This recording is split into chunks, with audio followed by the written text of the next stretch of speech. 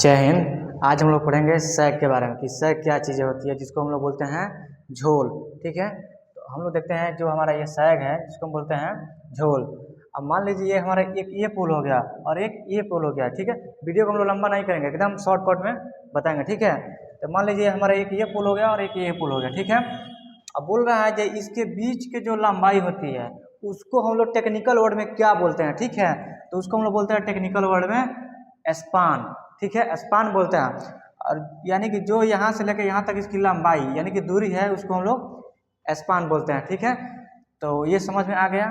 और ये हमारा क्या हो गया, पुल हो गया। यानी कि इस पुल से इस पुल के जो लंबाई होती है, दूरी होती है, हम लोग उसको बोलते हैं स्पान। और फिर इसमें एक और क्वेश्चन तैयार होता है कि पोल टू पोल लाइन ले जाने की विधि को क्या बोलते हैं। यानी कि मान लीजिए इस पुल से इस पुल में लाइन ले जाने की विधि को क्या बोलते हैं, तो इसको हम लोग बोलते हैं बस बार।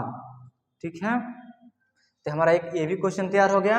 अब हम देखेंगे कि हमारा मेन टॉपिक ये था झोल, जिसको हम लोग बोलते हैं सैग। सैग कब होता है, जैसे मान लीजिए गर्मी का दिन होता है, उस समय क्या होता है, जो टेम्परेचर तार के ऊपर पड़ता है तो उस समय तार में क्या होती है, ढीलापन होती है, उसी को हम लोग बोलते हैं सैग।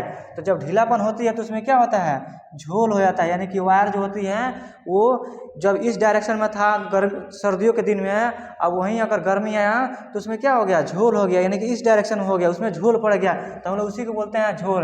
यानी कि देख सकते हैं ये हमारा सर्दियों में जैसा तार था वो हमारे जब गर्मी आती है तो उसमें थोड़ा बहुत झोल हो जाती है, तो हम लोग उसी को बोलते हैं सैग या झोल। ठीक है, तो उम्मीद करता हूँ दोस्तों कि आपको ये वीडियो समझ में आया होगा कि झोल हम लोग किसे बोलते हैं।